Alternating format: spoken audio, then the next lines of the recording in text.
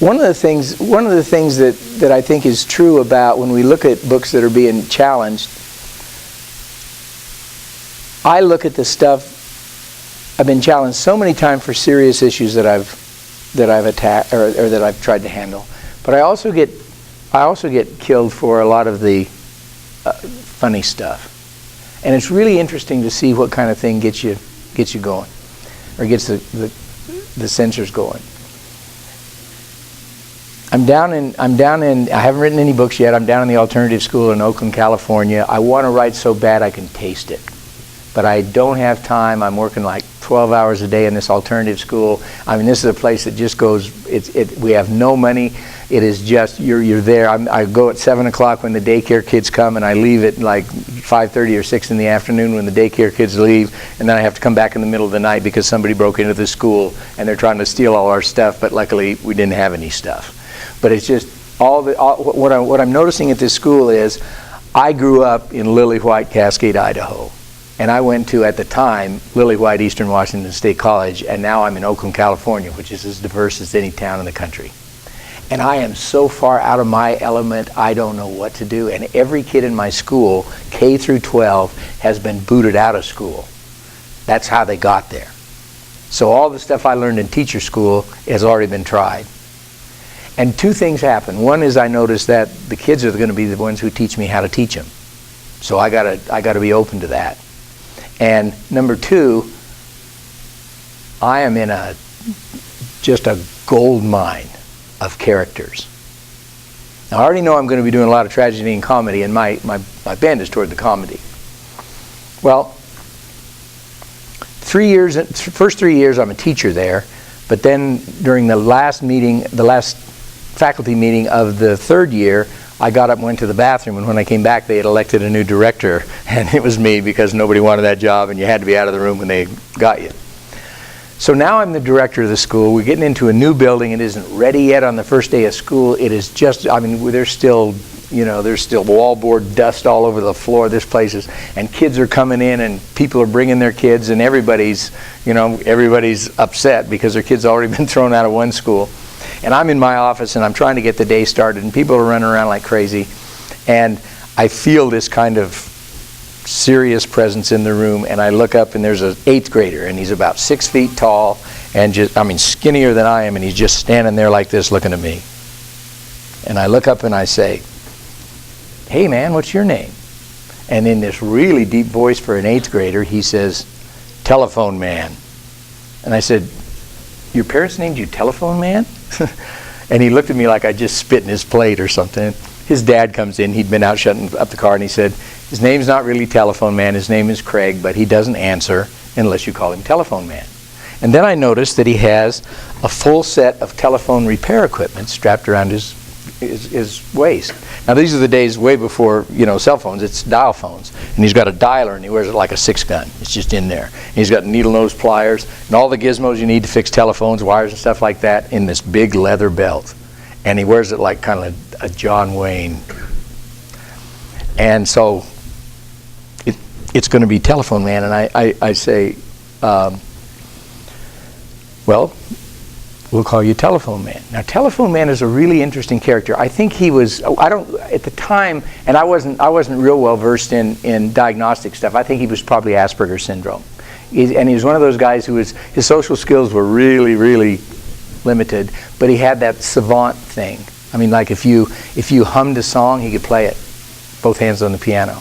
And he knew everything there was to know about telephones. He could take the top of the telephone off and tell you what every wire did and how it worked in the telephone. And the guys would come out, and they would put our system in, and then he would give us extra services. I mean, he turned the telephone into an intercom system. He was a genius on the telephone. And he came to school every day with his telephone stuff. Now, he doesn't like to talk to people, and he doesn't like you teasing him. So when he comes into the room, like if there's a door back here, Telephone Man would just kind of slide into the room, and he'd walk across, and he'd try looking for some place where he thought it was kind of comfortable. And he loved that telephone belt, man. He'd stick his thumbs in there. He loved the creak of the leather. And then he'd just stand there and look at the room like, "Man, if you mess with me, I will dial you up." And you go, "Whoa, Telephone Man." This guy could go 2 weeks and not talk to anybody, because if you didn't want to talk about telephones, he didn't talk to you. And if you did want to talk about telephones, you better have about 45 minutes, because he will follow you around and tell you everything he knows about telephones in just kind of machine gun fired talk. Well, if you're in class and you're bored and you want something to happen, you know, all you had to do is reach over and mess with his telephone stuff, because he's quiet until you mess with his telephone stuff and he goes nuclear. I mean, you can see the mushroom cloud go over his head. He wants you dead. He wants your body parts spread around the school. And he wants Chris Crutcher to do it because he runs this stinking place. And he come looking for me. Well, when I'm in the school and Telephone Man's in the school, I have Telephone Man rules for myself, because at the time he blew up, the teacher just let him go. And my rule for myself when I was in the building and Telephone Man was in the building is, don't shut the door all the way. Don't let it latch. Because when Telephone Man is mad, he doesn't use the knob. He comes in foot first. And he had cracked 2 doors, like top to bottom. So you leave the door open a little bit, and you put a really good door stop on the back, so when it hits, it just bounces. So I'm in the building one day, and the telephone rings, and there's a woman. Her name is Mrs. Kazumoto. She calls me up, and she's got a daughter at Oakland Tech. Her name was Susie. And Susie had just been in her 3rd fight, and it wasn't even Thanksgiving yet, and Susie started all of them. And she said, I got to get her in school before the day's over. She got to go to juvie. Is there any way we can get her in? I said, well, we got a lot of Susies over here. Why don't you just come right on over and we'll check it out? So they come in, and I show them around the school, and class is going on, so it's fairly calm.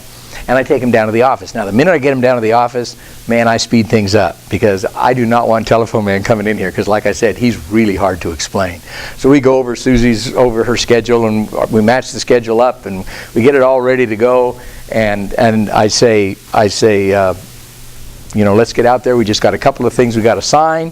Get them signed, we'll get out there. I'm a minute away from getting it done. I think I did it. They're out of here. Telephone Man hasn't come. But the problem is, the kids in the school, all the windows in the classrooms looked out on the parking lot. And they'd look out there, and if they saw a strange car out there, they'd like mess with Telephone Man, because they love to have him just storm in on me. But I think I've fooled them this time. It's done. I'm a minute away, and I think I did it. And I hear these telephone boots coming down the hall, and Telephone Man is yelling my name, and he wants justice. And I'm going, oh, please don't let this happen. I'm trying to explain what they're about to see, but I can't talk fast enough. And I hear the outer office door come flying open, and I hear Telephone Man's boots coming across the outer office, and the door flies open, and Telephone Man is there, and I mean, he is beet red. You can take his pulse in the vein right there in his forehead, and he does the one thing he can do better than fix telephones. This guy can cuss better than anybody you ever heard. He never forgets a cuss word. He can give you a line of them this long with no repeats. And on this day, he is on his mark. I mean, he cuts loose. I'm not even embarrassed. It's so bad. I'm just like, whoa, Telephone Man. That's like poetry, only it doesn't rhyme. And I look over, and Susie and her mom are sitting on the couch, and her mom is just kind of pressed up against the wall like this, and Susie's down at the end of the couch going, I got to go to this school. So I think I'm going to get even with Telephone Man, right? So I introduce him. But when he's this mad, you don't embarrass Telephone Man. He just looks at Susie, and he looks at her mom, and he looks at Susie, and then he blows it out one more time, and he stomps out.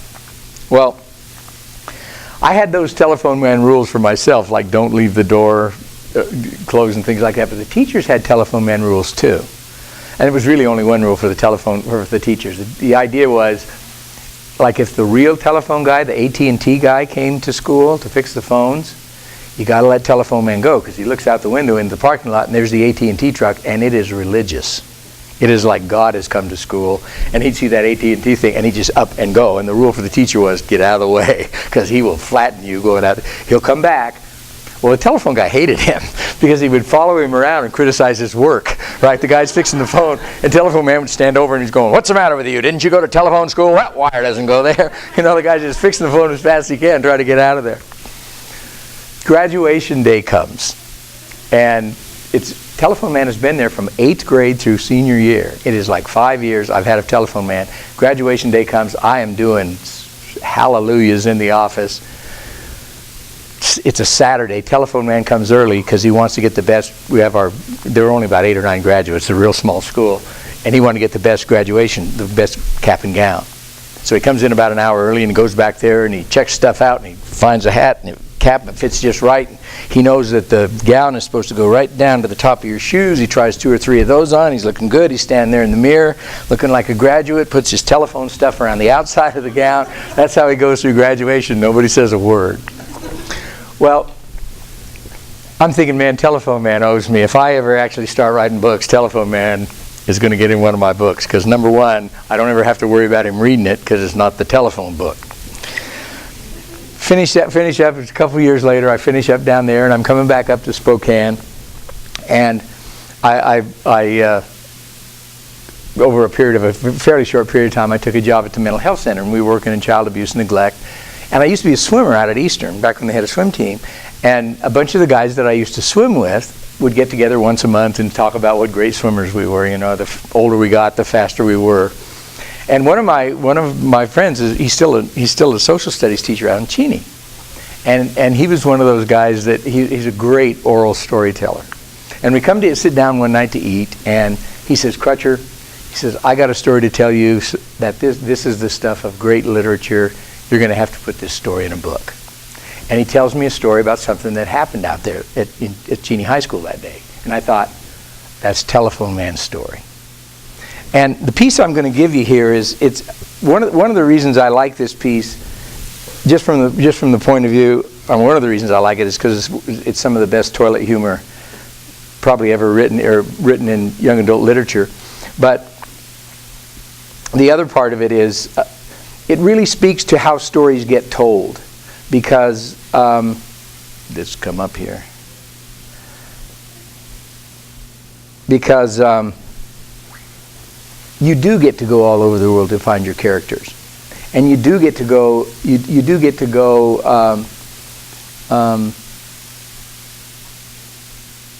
A character here and a situation here, and you can pull them together. And really, all you have to do is make it seem like it's possible. You're writing fiction. You're making stuff up.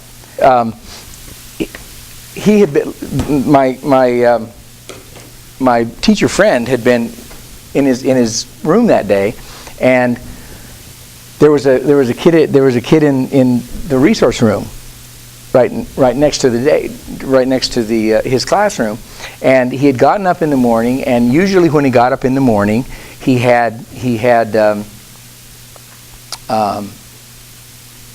biscuits and strawberry jam, and that was his breakfast, and he had it every day, and it was the thing that got him ready to go to school. Well, he gets up in the morning, and his mom's not up, and so he thinks, well, I'll get my own stuff, and he goes in there, and there's no biscuits, but there's Bisquick up in the cupboard. So he goes up there, and he thinks, well, it all ends up in the same place anyway. It doesn't matter if it's cooked or not. I'll just eat it right out of the box. So he eats about half a box of Bisquick, but he can't find any strawberry jam.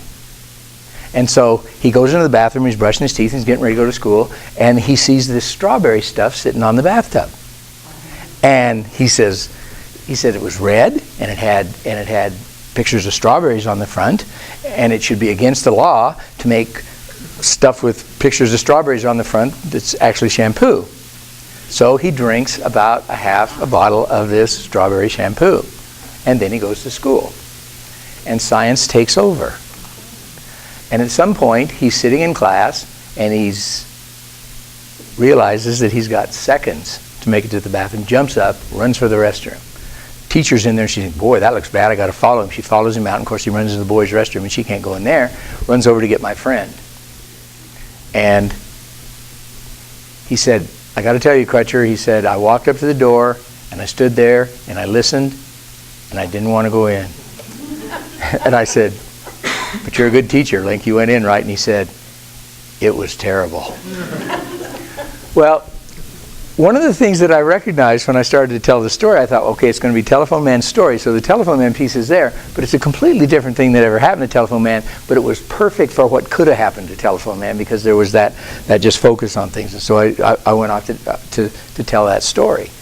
And of course, when Telephone Man does it, he's trying to get all his stuff off because he doesn't want to wreck his telephone stuff. And then this huge explosion,